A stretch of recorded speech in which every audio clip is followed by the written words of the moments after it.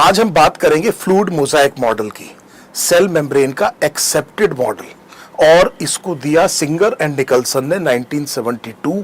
पहला क्वेश्चन तो ये हो गया। तो एक इंटरेस्टिंग चीज समझिए, कोई भी चीज जो सेल से छोटी है वो इंडिपेंडेंटली एग्जिस्ट नहीं करेगी। This is very very important. Anything less than a complete structure of a cell does not ensure independent living existence. इसका मतलब सबसे छोटी जो जिंदा चीज है जो अपने आप जिंदा रह सकती है वो एक सेल है।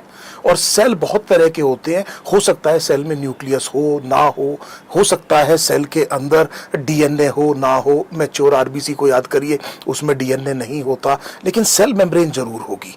और ये जो सेल मेम्ब्रेन है इसका स्ट्रक्चर करीब करीब सारे लिविंग ऑर्गेनिजम्स में एक जैसा है, करीब करीब एक जैसा है, बहुत ज्यादा डिफरेंस नहीं है।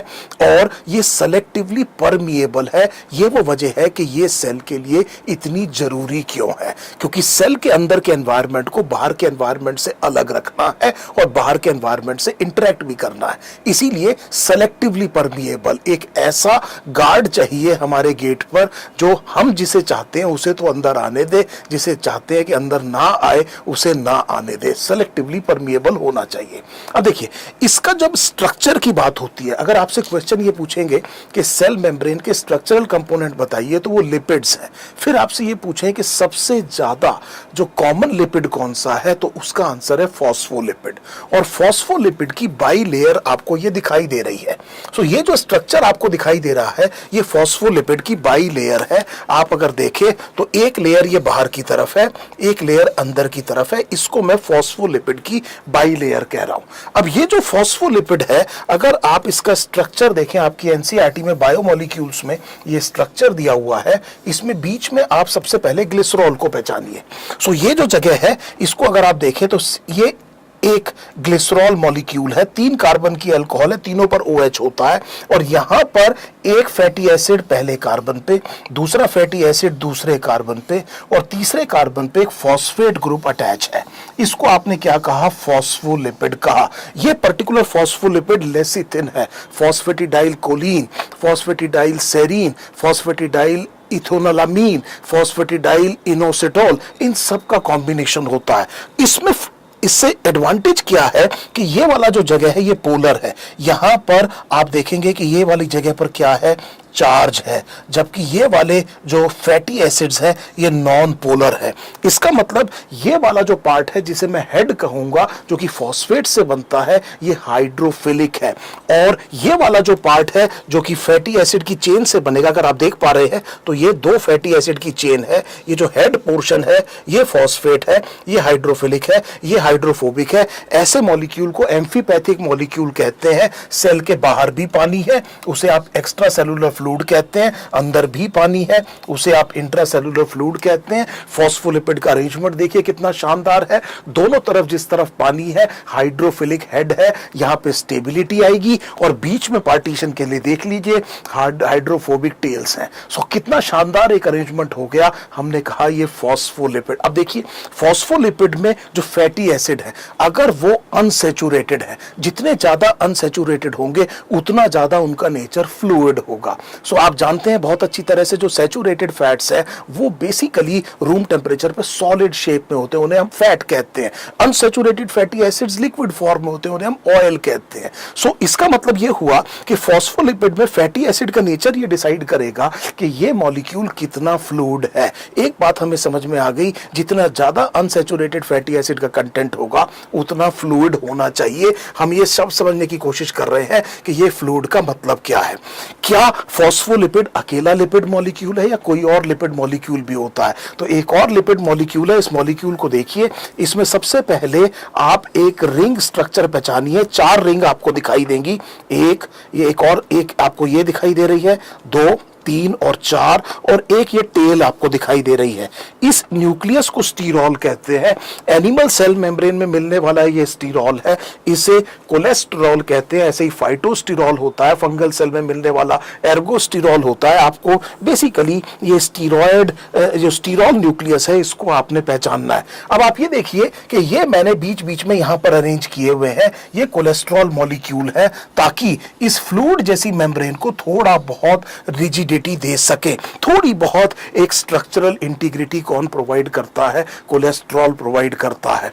अब इसके बाद आपसे पूछेंगे और क्या होता है सेल मेम्ब्रेन में, तो आप कहेंगे प्रोटीन होते हैं। सो प्रोटीन कैसे अरेंज है? क्या प्रोटीन फॉस्फोलिपिड से ज्यादा है या कम है? तो आरबीसी की मेम्ब्रेन आपकी एनसीईआरटी बता रही है उसमें 52% प्रोटीन है, 40% लिपिड है। तो बड़ा थोड़ा सा वेरिएबल हो सकता है, लेकिन आमतौर पे प्रोटीन कम नहीं होता, प्रोटीन भी काफी होता है। लेकिन इसके बावजूद मैं आपसे ये कह रहा हूं कि जो स्ट्रक्चरल जब भी बात आएगी तो आप स्ट्रक्चरल कंपोनेंट लिपिड की तरफ इशारा करिए।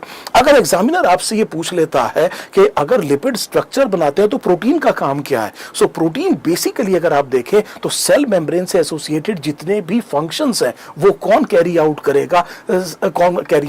प्रोटीन। और प्रोटीन कोई इस तरह से फिक्स्ड पैटर्न में नहीं है। अगर आप देख पा रहे हैं तो एक प्रोटीन ये रहा, एक प्रोटीन ये रहा, एक प्रोटीन ये रहा, एक ये रहा, एक ये रहा, एक प्रोटीन ये रहा। ये एक पैची पैटर्न है और पैची के लिए शब्द होता है मोजाइक। सो हमें ये समझ में आ गया कि मोजाइक का मतलब क्या है। ये जो प्रोटीन्स का जो अरेंजमेंट है सेल मेम्ब्रेन में, क्योंकि ये पैची है, रेगुलर नहीं है, इसलिए यहां से शब्द क्या आया है? मोजाइक आया। तो आपको फ्लूइड मोजाइक मॉडल के बारे में समझ में आ रहा है। आप देखिए, अब आप ये पूछेंगे कि सर अभी आपने कहा कि प्रोटीन बहुत सारे फंक्शन करता है, तो बताइए कौन कौन से फंक्शन करता है। तो ये वाला एक डायग्राम अगर आप बड़े ध्यान से देखें तो इस डायग्राम में आपको एक बड़ी इंपॉर्टेंट चीज ये दिखाई देगी। इसको थोड़ा सा हाईलाइट कर लेते हैं, इसको थोड़ा सा इस तरफ शिफ्ट करते हैं ताकि मैं आपको बता सकूं इसकी तरफ मैं बात कर रहा हूं। सो देखिए, यहां से अगर आप देखें तो कोई चीज इस प्रोटीन के थ्रू बाहर से अंदर आ रही है। ये वाला जो ट्रांस मेम्ब्रेन प्रोटीन है ये चैनल का काम कर रहा है और ये चीज मोस्ट लाइकली कोई आयन है, कोई ऐसी चीज है जो कि डिफ्यूज नहीं कर सकती सेल मेम्ब्रेन के थ्रू। उसके लिए रास्ता कौन प्रोवाइड कर रहा है? ये प्रोटीन प्रोवाइड कर रहा है। क्या ये बात आपको अच्छे से समझ में आ गई?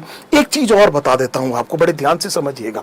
ये जो प्रोटीन अगर आप देखेंगे तो कुछ प्रोटीन तो थ्रू एंड थ्रू जा रहे हैं। अगर आप देखें तो ये प्रोटीन, इसका एक एंड इस तरफ बाहर निकला हुआ है, एक एंड इस तरफ बाहर निकला हुआ है। अगर आप देखें इसी तरह से इस प्रोटीन का भी एक एंड इधर है, लेकिन ये केवल बाहर की तरफ है, ये केवल बाहर की तरफ है, ये पार्शियली एम्बेडेड है। ये देखिए पूरा का पूरा एम्बेडेड है, ये पार्शियली एम्बेडेड है। सो अगर आप देखें तो प्रोटीन भी अलग अलग तरह से अरेंज होते हैं and depending on the ease of the extraction, कितनी आसानी से उन्हें अलग किया जा सकता है। कुछ को हम इंटीग्रल प्रोटीन्स कहते हैं, कुछ को पेरिफेरल प्रोटीन्स कहते हैं। तो ये जो ट्रांस मेम्ब्रेन प्रोटीन आपको दिखाई दे रहे हैं, ये जो पार्शियली एम्बेडेड है, इनको बड़ी आसानी से रिमूव नहीं किया जा सकता। इनके लिए अगर इनको रिमूव करना पड़ेगा तो नॉन पोलर सॉल्वेंट्स का इस्तेमाल करना पड़ेगा, कई बारी डीनेचरेशन भी करना पड़ सकता है, तब जाकर के ये अलग होंगे।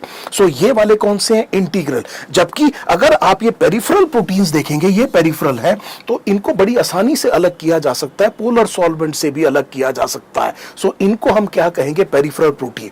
मुद्दे की बात यह है कि एक प्रोटीन तो चैनल की तरह काम कर रहा है। आपने सोडियम चैनल की बात सुनी है, आपने पोटाशियम चैनल की बात सुनी है। जब सोडियम चैनल खुलता है तो सोडियम बाहर से अंदर आ जाता है। इसी तरह से अगर आपने सोडियम को अगेंस्ट द कंसंट्रेशन ग्रेडियंट लेके जाना है तो आपको एक और ट्रांस मेम्ब्रेन प्रोटीन चाहिए। ये पंप का काम कर रहा है। तो प्रोटीन का एक और फंक्शन देख लीजिए, transport against the concentration gradient. और इसीलिए मैंने यहां पर, आप देख रहे होंगे, यहां पर एक एटीपी बाइंडिंग साइट बनाई हुई है, क्योंकि एक्टिव साइट में एटीपी एनर्जी, इस पर्टिकुलर एक्टिव ट्रांसपोर्ट में एटीपी एनर्जी की जरूरत पड़ती है। तो हमने कहा चैनल का काम कर सकता है, हमने कहा पंप का काम कर सकता है, सिग्नल ट्रांसडक्शन का काम कर सकता है। कोई चीज बाहर आकर के अटैच हो गई इस जगह से और यहां से ये सिग्नल अंदर की तरफ ट्रांसड्यूस हो गया। सिग्नल ट्रांसडक्शन का काम भी कौन कर सकता है? प्रोटीन कर सकता है। ये रिसेप्टर की तरह काम कर रहा है। हो सकता है ये एक हार्मोन है जो आकर के जुड़ रहा है। इसी तरह से एक और हार्मोन अपने रिसेप्टर पर आके जुड़ा और ये जो प्रोटीन है ये एंजाइम का काम कर रहा है। ये ए को किस में कन्वर्ट कर रहा है? बी में। आपने एंडोक्राइन सिस्टम में पढ़ा है कि साइक्लिक एडिनोसिन मोनोफॉस्फेट, CAMP, एक बहुत इंपॉर्टेंट सेकंड मैसेंजर है जो कई हार्मोन्स के आने की वजह से बनता है और वो ATP से बनता है। तो A ATP हो सकता है, B CAMP हो सकता है। ये काम भी कौन कर रहा है? प्रोटीन। तो हमें यह समझ में आ गया कि प्रोटीन मोजाइक है और प्रोटीन सारे फंक्शंस कैरी आउट कर रहे हैं। अब फाइनली एक बात और बड़े ध्यान से समझिएगा, इस पर्टिकुलर सेल मेम्ब्रेन में आप एक चीज देखिए कि अभी तक मैंने कार्बोहाइड्रेट की बात नहीं करी है। अगर आप कार्बोहाइड्रेट देखें तो कार्बोहाइड्रेट हमेशा बाहर वाले सरफेस पे मिलेंगे। सो ये जो चीज है ये कार्बोहाइड्रेट है। ये आप छोटी छोटी चेन देख रहे हैं, ये ओलिगोपेप्टाइड्स है और ओलिगोसैकेराइड्स है। ओलिगोसैकेराइड्स है, कार्बोहाइड्रेट्स हमेशा आउटर सरफेस पे मिलेंगे, इनर सरफेस पे नहीं मिलेंगे। ओलिगोसैकेराइड छोटी छोटी चेन होंगी, इनको आप कहेंगे अगर ये प्रोटीन से एसोसिएटेड है तो ग्लाइकोप्रोटीन, और अगर लिपिड से एसोसिएटेड है तो इसको आप कहेंगे glycolipid. Cell to cell recognition का काम होता है। सो कार्बोहाइड्रेट आपको अंदर की तरफ नहीं मिलेगा, केवल बाहर की तरफ मिलेगा। सेल टू सेल रिकॉग्निशन का काम होता है, ध्यान रखिएगा। एक और चीज बड़े ध्यान से देखिए, अगर आप यहां अंदर की तरफ देखें तो मैंने एक नेटवर्क बनाया हुआ है। ये नेटवर्क जो है ये एक्टिन माइक्रोफिलामेंट्स का है। सेल के अंदर जो साइटोस्केलेटन होता है वो 3 तरह का होता है। माइक्रोफिलामेंट्स होते हैं, उसमें इंटरमीडिएट फिलामेंट्स होते हैं और माइक्रोट्यूब्यूल्स होते हैं। जो माइक्रोफिलामेंट्स है सबसे छोटे डायमीटर के, वो एक्टिन के बने होते हैं। आपको सेल मेम्ब्रेन के जस्ट नीचे आपको क्या दिखाई दे रहा है, एक जाल सा बिछा हुआ दिखाई दे रहा है, ये एक्टिन मायोफिलामेंट्स है। अब एक और चीज बहुत इंपॉर्टेंट आती है इस मेम्ब्रेन की, फ्लूइडिटी का मतलब क्या है। सो बड़े ध्यान से देखिए, फ्लूइड का मतलब ये है, जैसा मैंने आपको पहले भी बताया, जितना अनसैचुरेटेड फैटी एसिड होंगे उतना जो है ये फ्लूइड होगा। ये बात तो हमें समझ में आ गई। अब मोटे तौर पे मैं आपको ये बता सकता हूं, मान लीजिए कि मैं इस वाले फॉस्फोलिपिड को एक बार सेलेक्ट कर लूं। सो ये फॉस्फोलिपिड अगर ये इस तरह से लेटरली मूव कर सकता है, बड़े ध्यान से मेरी बात देखिएगा, अगर मेम्ब्रेन जितनी ज्यादा फ्लूइड होगी, एक तो ये होगा कि ये फॉस्फोलिपिड अगर आप देख रहे हैं तो ये लेटरली थोड़ा बहुत क्या कर रहा है, मूव कर रहा है। मैंने थोड़ा एग्जैजरेट कर दिया, लेकिन आप समझ गए होंगे, you got the idea. Occasionally, very rarely, it can actually flip flop. क्या मतलब, ये इस वाली लेयर में आ सकता है और इस वाला इस वाली लेयर में आ सकता है, कुछ इस तरह से पलट जाए, ये वाला ऊपर चला जाए, ये नीचे। रेयरली लिपिड में फ्लिप फ्लॉप हो सकता है, पर मेरे को ये कहना है कि ये रेयर फिनोमेना है। Please try to understand the word rare. और बेटे प्रोटीन कभी भी फ्लिप फ्लॉप नहीं करेंगे। प्रोटीन का जितना ज्यादा फ्लूइड होगा मेम्ब्रेन, उतनी आसानी से लेटरल मूवमेंट होगा। Now this is very very important to understand. मैं आपसे ये कह रहा हूं कि ये जो प्रोटीन है जो मेम्ब्रेन के अंदर ही आपको दिखाई दे रहा है, और हम ये कह रहे हैं कि अगर ये मेम्ब्रेन फ्लूइड है तो ये बड़ी आसानी से इस मेम्ब्रेन के अंदर क्या कर पा रहा है बेटे, शाबाश, मूव कर पा रहा है। सो फ्लूइडिटी का मेजर आप इस तरह से कर सकते हैं कि कितनी आसानी से protein with in the phospholipid bilayer move कर पा रहा है। एक बात याद रखिएगा, एपिथेलियम में आपने पढ़ा है सेल जंक्शंस, और सेल जंक्शंस में आपने पढ़ा है कि एक होता है टाइट जंक्शन, और यहां कहीं पे टाइट जंक्शन होता है बेटे अपाइकल सरफेस पे। इसका एक फायदा तो आपको पता ही है कि ये चीजों को लीक नहीं होने देता, लेकिन दूसरा फायदा भी याद रखिएगा कि ये जो प्रोटीन्स हैं यहां पर अपाइकल सरफेस पे, ये प्रोटीन जब बेटे क्या करेंगे, ये प्रोटीन जब मूव करेंगे तो कभी भी ये प्रोटीन मूव करके इस वाली लेयर में नहीं आ पाएंगे, क्योंकि ये टाइट जंक्शन इनको जाने नहीं देगा। I hope this is now absolutely clear. ये बात आपको बहुत अच्छे से समझ में आ गई कि इस तरह से टाइट जंक्शन का क्या फायदा है। सो ये वो सेल मेम्ब्रेन है जो हर एक सेल के चारों तरफ है। सेल के चारों तरफ हो सकता है सेल वॉल हो ना हो, न्यूक्लियस हो ना हो, मेम्ब्रेन बाउंड ऑर्गेनेलीज हो ना हो, डीएनए हो ना हो, लेकिन एक कोई साइटोसोल और उसके चारों तरफ एक सेलेक्टिवली परमिएबल सेल मेम्ब्रेन बहुत जरूरी है। उम्मीद है इस छोटे से वीडियो से आपको अपनी किताब समझने में काफी मदद मिली होगी। Thank you.